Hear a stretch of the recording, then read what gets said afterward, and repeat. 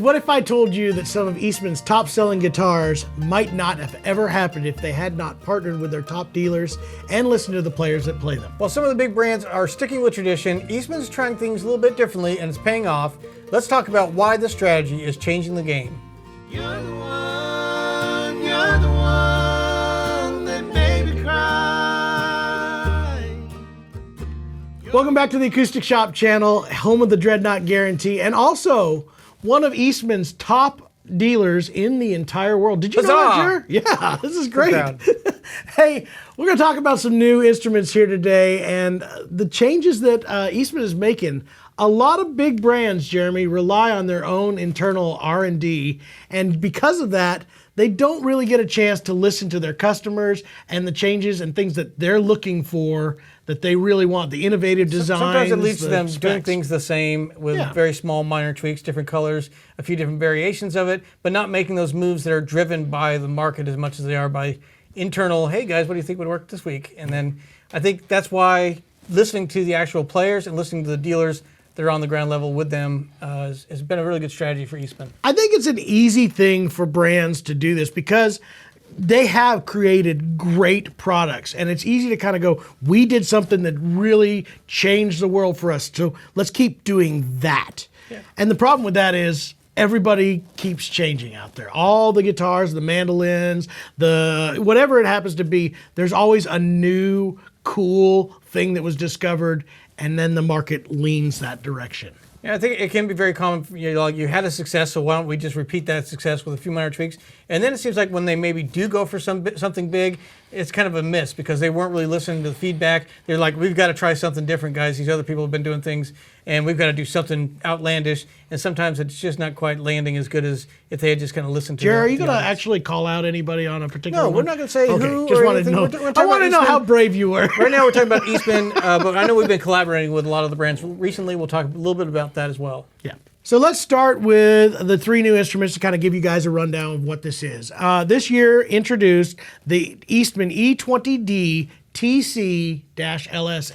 Large LSH, sound hole. yes, large sound hole. This is based off of our TAS 58957, which was actually an E20D MR TC LSH. We thought that was too much. Rosewood. Yeah, it originally had Madagascar rosewood. It had the tricolor herringbone binding, a pickguard that was a little bit more hand built than this. A lot of extras, a lot of super cool. Move the logo to the back of the headstock. Yeah, Jason, actually, I love this. This was a touch that was a really big challenge for Eastman at first. Collaboration. Yeah, Jason actually designed this and created this logo, and at first they were like, we can't mess with Eastman has our never logo. removed the logo from the front of the instrument, so Exactly. it was a big move for them to do that. And they redid it, put it on the back of the peg head. It looks cool. Again, goes back to the iconic Wyatt Rice guitar.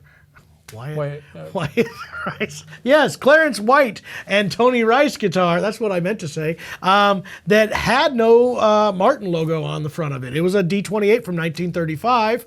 The 58957, which is the serial number of that guitar. That one had the bound fretboard. We brought that in here as well. And you know what? This also would not have been available had we not had the cooperation of Dana Bourgeois, who was building his own LSH and actually gave those marks, because it was a project that we were working with them on, he gave that to Eastman and allowed them to build off of the model that he had built, which is really, really cool as well. So this year brings back the E20D TC LSH. This is the full release now, so this it's is no the longer limited edition. Limited edition. Now this goes to an Indian rosewood. We got rid of the tricolored herringbone. Also has, like I said, a slightly different pickguard. Most of the specs from that point are mostly the same. Big difference is the rosewood versus Madagascar. Yeah, I mean, that's a huge tonal difference right there just in that. And they came to us and said, can we use your guys' logo? And they said, we said, yeah, why not? So let's do it. Again, those original ones were just individually signed, individually numbered, but these are going to be available to everyone now, which I think is actually pretty cool. It's actually, we take that as a bit of a compliment that the design that you worked with them so closely on was enough that they said, let's make this a full production model. And I have a itching feeling that this is going to be one of their most popular models too. I think it will. And maybe we can go, I told you so, I told you so. But no, I think that's a great tribute to a very successful run we had for our 10th There's probably anniversary. something I missed on here, but either way, it's a really, really cool guitar. That brings us to the next instrument that was released. I was pretty excited about this because Eastman hasn't really done anything major different in a little while on models. They come out like the 615, which is more of their touring edition. It has the pick guard and the pickup built into it. They kind of made that more of their kind of showpiece with the block inlay. The 515, they had some limited editions that had the Adirondack spruce top. But this one, they're planning, I think, eventually of making this an option for just about 3 or 4 of the different models to do a wide nut, which again, as a dealer, one of the most requested things we have gotten since we carried Eastman was, do they make a wider nut version of it?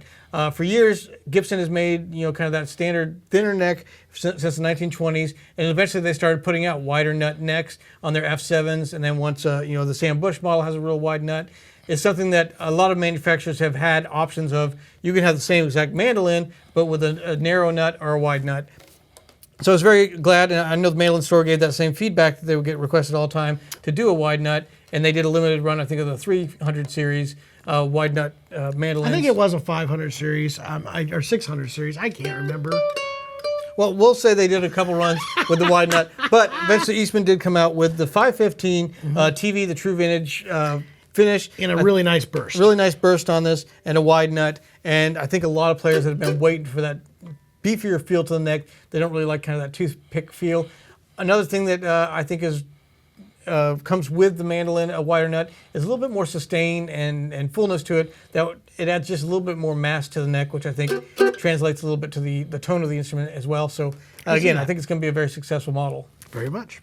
All right, so the last one in this series is the E6-LGSS-TC-SB, and that is the LG style body that was based out of LA Guitars. They actually built an E10 LG body that had a varnish finish, which is also really, really cool as well.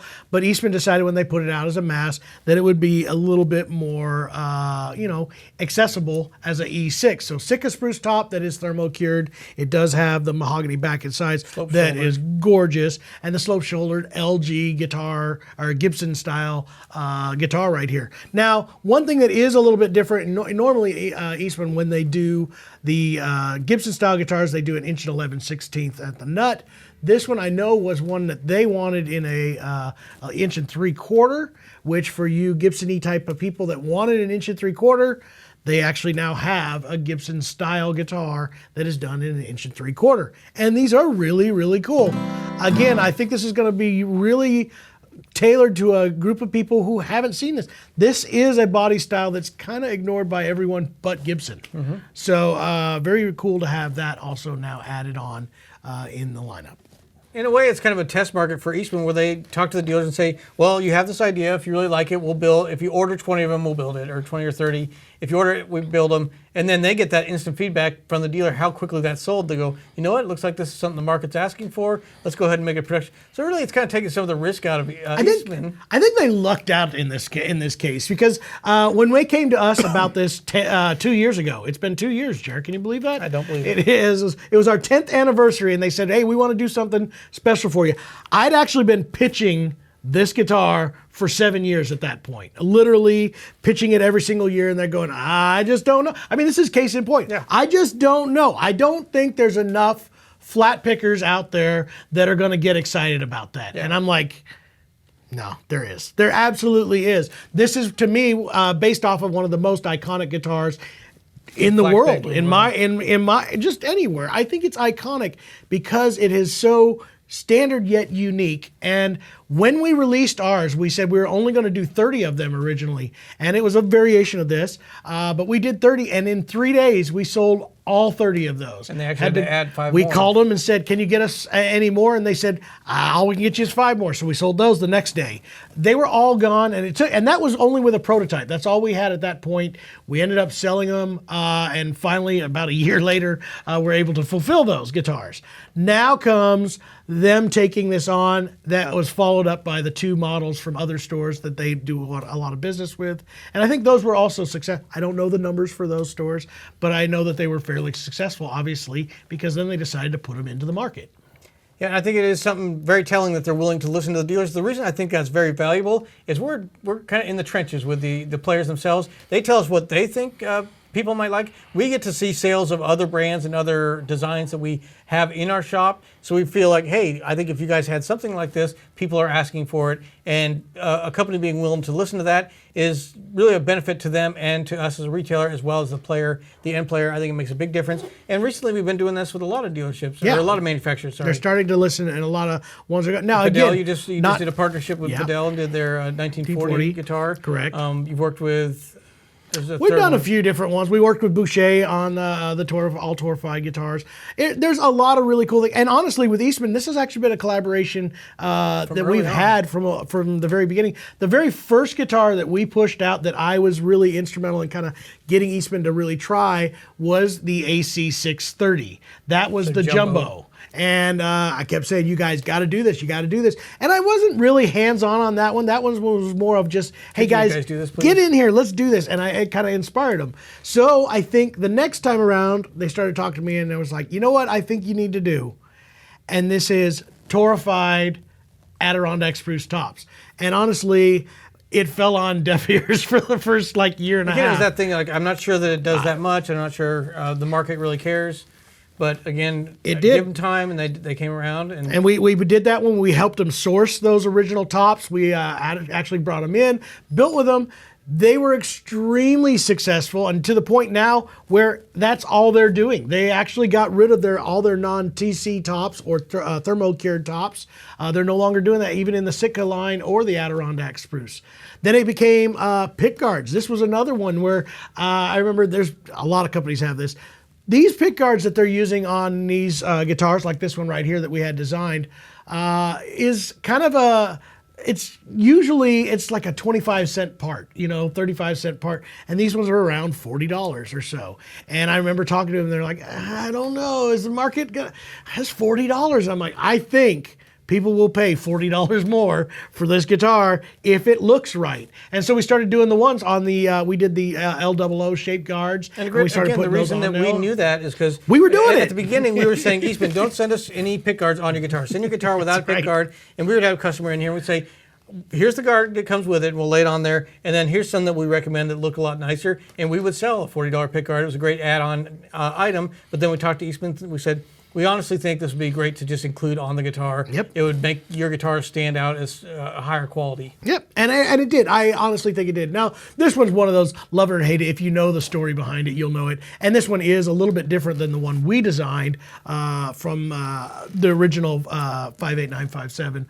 But it definitely shows that same theater and style. So we had Mario Prue actually build these ones, and they look gorgeous. They're really, really cool. So it is really awesome to be able to work with a company who will listen to both us as the dealer, but also as the player. I think we are still listed as Eastman artists. And the musicians that always come to us and talk to us, well, we want a 3-inch and 3/4 neck, or we want to do this. Do you think they would do a Sunburst E40 or something like that?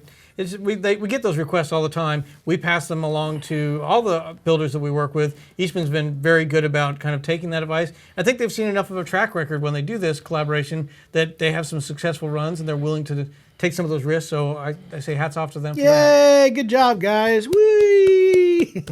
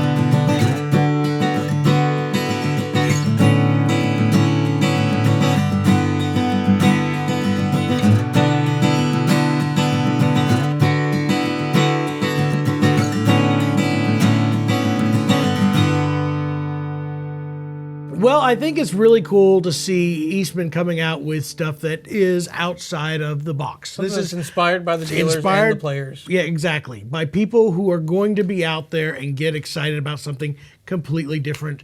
And I love the fact that it didn't come in from just the same group of people that always kind of. Not to say they're not doing a good job at all these places, but I think it just is an extra benefit to listen and get feedback from the front lines. Yeah, absolutely.